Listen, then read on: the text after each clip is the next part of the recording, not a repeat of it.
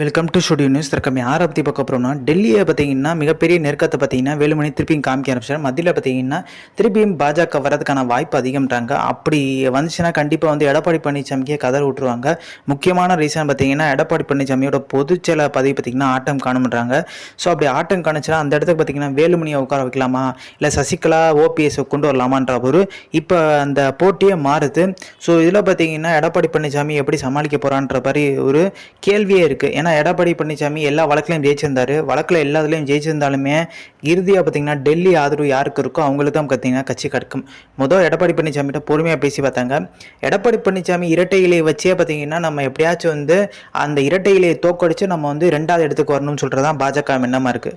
திமுக பார்த்தீங்கன்னா இந்த தேர்தலில் ஃபஸ்ட் இடத்துல வரும், கொஞ்சம் எல்லா இடங்களையும் வெற்றி பெறும் அப்படின்ற மாதிரி கிட்டத்தட்ட 27 இடங்களில் பார்த்தீங்கன்னா வெற்றி பெறுதுன்னா பாஜக அடுத்த நிலையில் இருக்கணும்னு சொல்லிட்டு தான் அவங்க எதிர்பார்ப்பே இருக்குது. ஸோ இந்த இன்ஃபர்மேஷன் பிடிச்சா லைக் ஷேர் தேங்க்ஸ் ஃபார் வாட்சிங் திஸ் வீடியோ.